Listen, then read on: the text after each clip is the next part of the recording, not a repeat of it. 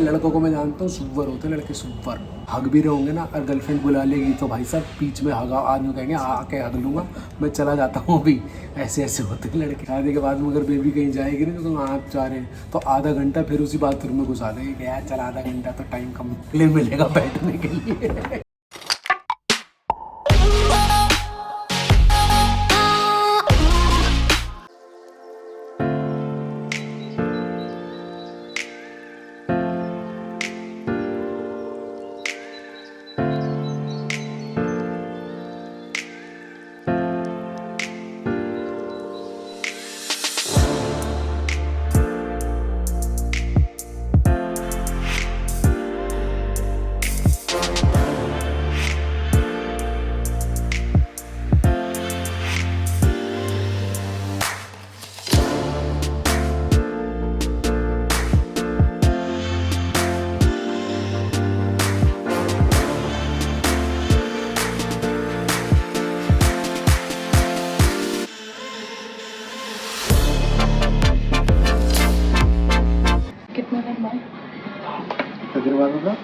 कितने तक madam date का है?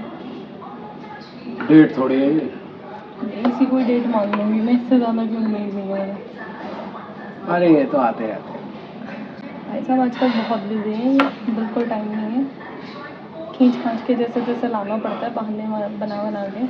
बहाने क्या बनाने भाई, लुट जाऊँगा आज और क्या होगा, ज़्यादा क्या होगा भाई। अरे हम तो फकीर आदमी हैं, झोला उठा के चल पड़ेंगे जी। ऐसा तो नहीं कि ये इसलिए ना आता हो कि इसको पता है कि लुट जाएगा। तो ये तो पता ही ऑब्वियस है। अच्छा, ये नहीं आता। और क्या भाई, वो गरीब आदमी भाई कहाँ से लाएंगे इतना पैसा। कहाँ से शुरू करेंगे हम कट। डायरेक्शन वाला वो आ गया तो यार ऐसा है, फास्ट फूड थोड़ा कम ही खाना चाहिए, बात पैसों के लिए।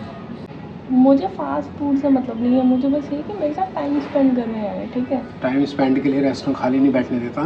रेस्टोरेंट की बात नहीं है, चाहे बाहर आ जाए कहीं पे। घर पे भी क्या होता है ना कि अगर आप बैठे होते हैं ना साथ में, कुछ ना कुछ इसको देखना है, तो या तो मूवी लगी होगी, कोई सीरीज लगी होगी, तो वो टाइम स्पेंड थोड़ी हुआ, स्क्रीन को देखे जा रहे हो। टाइम स्पेंड ही होता है वो।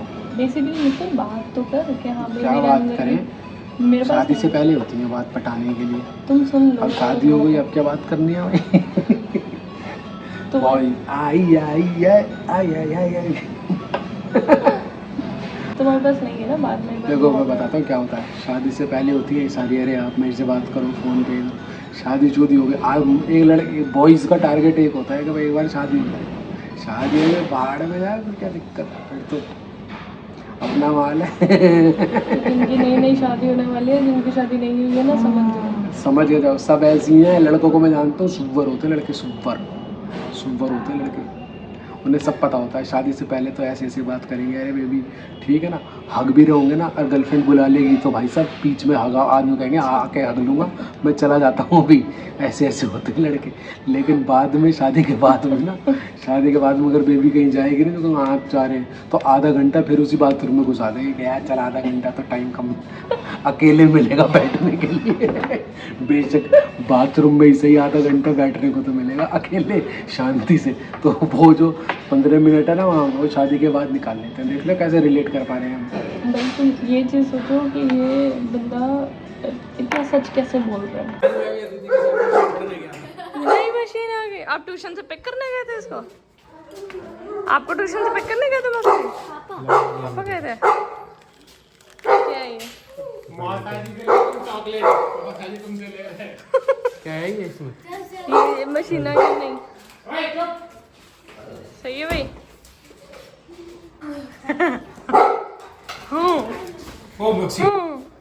मक्खू न्यू मशीन आ गई। मक्खू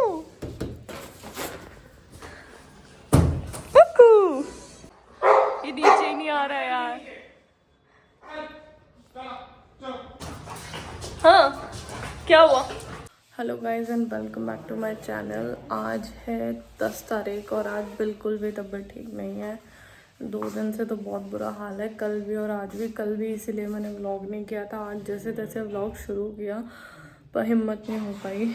मेरा बैक बहुत बुरे तरीके से पेन कर रहा है, पता नहीं क्या झटका पड़ा है, क्या हुआ मुझे नहीं समझ आ रहा, लेकिन बहुत बुरी हालत है। अभी फ़िलहाल मैं ऑफिस से आके बस लेटी थी और मशीन एक्चुअली हम लोग कल करके आए थे ऑर्डर। हमारी मशीन ख़राब हो गई थी और कल हम एक्चुअली ऑर्डर करके आए थे, आज डिलीवर हो गई है। अभी बस उसको असम्बल करने के लिए आ गए हैं।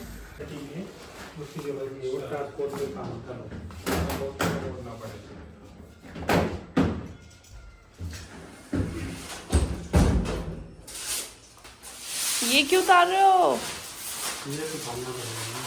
सो गाइस, पता नहीं मैंने आपको बताया था नहीं बताया था, मैं दोबारा बता देती हूँ। हमारी जो मशीन थी, जो भी करंटली हम यूज़ कर रहे थे, वो मशीन हो गई थी ख़राब और उसको हम ऑलरेडी 2 बार ठीक करा चुके थे।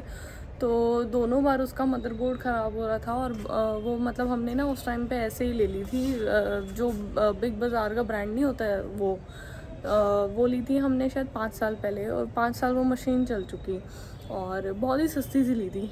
अब चक्कर क्या था कि उसमें और पैसे डालना मुझे समझदारी नहीं लग रही थी, क्योंकि वो 2 बार उसका मदरबोर्ड ठीक कराया और विदिन 4 मंथ्स 4 महीने के अंदर अंदर वो दोनों बार ख़राब हुई है। तो मुझे यही था कि उसमें और ज़्यादा पैसे मत डालो, इससे बेटर है कि नहीं ले लो। तो हमने कल जाके बुक कर दी थी मशीन और आज डिलीवर हो गई थी, बस वही अब इंस्टॉल कर रहे हैं। एंड तबीयत का ये हाल है कि कल तो बहुत बुरा हाल था। कल मैं उठ भी नहीं पा रही थी, मेरी आंख भी नहीं खुल रही थी, कल लिटरली मैं बेहोशी की हालत में थी। आज भी मेरी हालत ख़राब है, ऐसा नहीं है कि मेरी मतलब बॉडी में जान है। मेरी पूरे ये शोल्डर कमर सब दुख रहा है और बुरी तरीके से दुख रहा है। मैं बस थोड़ी सी जो मुझे डॉक्टर ने एक्सरसाइज बताई हैं हल्की फुल्की करने के लिए फॉर बैक, वो अभी फ़िलहाल मैं कर रही हूँ। और 2 दिन से मैंने फिजियोथेरेपी भी कराई है, क्योंकि मेरे ना लोअर बैक में से मेरे पैर में बहुत ज़्यादा जा रहा था पेन, और वो बहुत सिवियर हो रहा था, चलते चलते एकदम हो रहा था। तो उसमें मुझे ये दिक्कत लग रही थी कि मैं बैलेंस नहीं बना पा रही थी, जैसे ही दर्द हो रहा था मैं गिरने वाली कंडीशन हो जा रही थी। आज मैंने कंसल्ट किया था फिजियोथेरेपिस्ट को भी और डॉक्टर को भी, तो जो मुझे उन्होंने बताया है बेसिकली 30 की एज जैसे आप क्रॉस करते हो ना, या फिर जब आप 30 के आसपास पहुंचते हो, तो आपका कैल्शियम अब्जॉर्ब होना आपकी बॉडी में ना कम हो जाता है।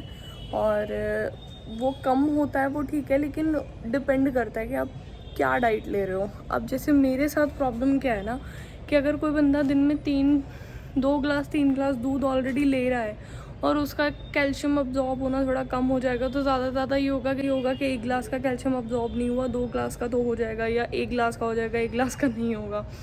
मेरे साथ प्रॉब्लम क्या हो रही थी कि मैं दूध नहीं पी सकती, मेरा ना डाइजेशन प्रॉब्लम है। कुछ चीज़ें ऐसी हैं जिससे मुझे बहुत ज़्यादा दिक्कत होती है। ऐसा नहीं है रेगुलर होती है, कभी कभी ठीक भी चलता है डाइजेशन, कभी कभी ज़्यादा प्रॉब्लम होने लगती है जब मैं ज़्यादा कंटिन्यू कर दूँ वो सब चीज़ें। तो मेरे साथ दिक्कत ये है कि मैं दूध उतना कंज्यूम नहीं कर सकती, तो मैं दूध बिल्कुल ही नहीं पी रही थी। मैं मुश्किल से आधा ग्लास दूध, वो भी रात में कभी लिया तो लिया, वरना मैं वो भी नहीं पीती थी, क्योंकि मुझे फिर सुबह बहुत दिक्कत होती थी। अब उसकी वजह से मेरा कैल्शियम, और ये चीज़ मुझे आई थिंक शायद 2-3 साल हो गए हैं कि मैं दूध नहीं कंज्यूम कर रही हूँ। दही मैं उतना खाती नहीं हूँ, सिर्फ मैं पनीर लेती हूँ, और पनीर भी आप हफ्ते में 1 बार ले लोगे तो ले लोगे। तो मेरा कैल्शियम का कोई सप्लीमेंट नहीं है। जिस टाइम पे मेरा ऑपरेशन हुआ था लास्ट, मैंने उस टाइम पे कैल्शियम टैबलेट्स खाई थी, और उसके बाद से मैंने कोई कैल्शियम की टैबलेट भी नहीं खाई। उन्होंने मुझे बोला कि मे बी बिकॉज कि आपकी बॉडी को कैल्शियम नहीं मिल पा रहा है, उसकी वजह से आपकी बॉडी में कैल्शियम की कमी हो रही है, विटामिन डी की कमी हो रही है। तो मैंने उनसे पूछा कि जब भी मैं रिपोर्ट कराती हूँ तो मेरे ब्लड टेस्ट में हमेशा कैल्शियम नॉर्मल आता है, ब्लड में मेरा कैल्शियम बिल्कुल नॉर्मल आता है। तो उन्होंने बोला कि 2 चीज़ें होती हैं, कि एक कि आपके ब्लड में कैल्शियम कितना है, और एक कि आपकी बोन कितना अब्जॉर्ब कर रही है। तो ज़रूरी नहीं है कि अगर आपके ब्लड में कैल्शियम है तो उसका मतलब कि आपकी बोन्स में भी कैल्शियम अब्जॉर्प्शन सही से हो रहा है। आपकी बोन्स में कैल्शियम नहीं अब्जॉर्ब हो रहा है, शायद विटामिन डी की कमी से, क्योंकि विटामिन डी मेरा बहुत कम आया था। लास्ट जब मैंने टेस्ट कराया था तो मुश्किल से 6 या फिर 10 ऐसे कुछ आया था विटामिन डी। 35 से ऊपर होना चाहिए नॉर्मल विटामिन डी, तो शायद उसकी वजह से। और या फिर कई बार ये होता है कि जब आपकी बॉडी में जिंक कम हो, जिंक आपको पता होगा, जब आपकी बॉडी में जिंक कम हो तो जिंक विटामिन डी को अब्जॉर्ब नहीं होने देता, और विटामिन डी कम हो तो कैल्शियम अब्जॉर्ब नहीं होता। तो ये पूरा एक सर्कल है। आई नो कॉम्प्लिकेटेड है, बट ये पूरा एक सर्कल है। तो मे भी शायद मेरी लापरवाही की वजह से मैंने जो थोड़ा कैल्शियम का ना सप्लीमेंट खाया ना, मैंने नेचुरली कैल्शियम अपना लिया, उसकी वजह से शायद ये सब इशू हो रहा है। और उन्होंने बेसिकली अभी प्रिस्क्राइब कर दिया है कैल्शियम लेने के लिए, विटामिन डी लेने के लिए और ZMA, तो वो बस मैं शुरू कर रही हूँ आज से। होपफुली मुझे कुछ इम्पैक्ट आ जाए, मेरा ठीक हो जाए।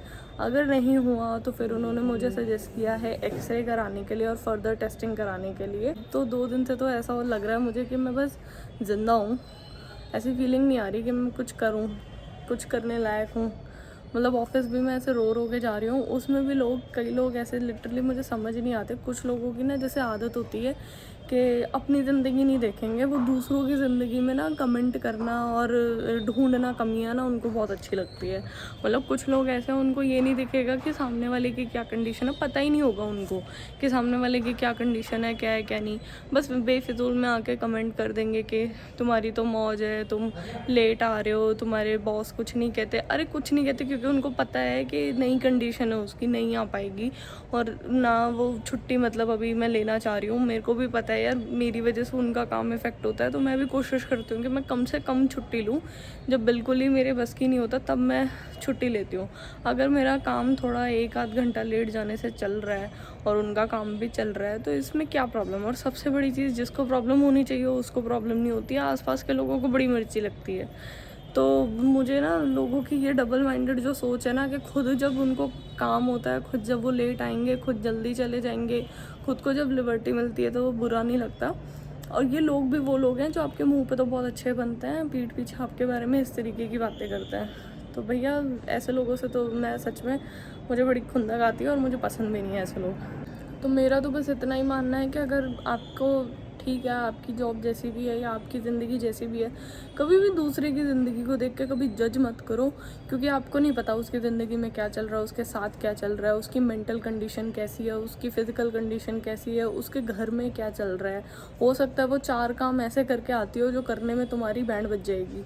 ठीक है, घर साथ में मैनेज करना, अपनी जॉब मैनेज करना, उसके बाद बच्चों को मैनेज करना, सबका अलग अलग होता है। ठीक है, और स्पेशली मैं ये स्ट्रांगली बिलीव करती हूँ कि जितना एक औरत करके आ सकती है ना, अपने घर का काम भी, अपने घर को भी संभालती है, ऑफिस भी संभालती है, अपना काम भी करती है। ठीक है, उसके काम में थोड़ी बहुत कमी हो सकती है, लेकिन उसका रीज़न है क्योंकि उसके सर पे 4 काम पड़े होते हैं और वो औरत ही संभाल सकती है।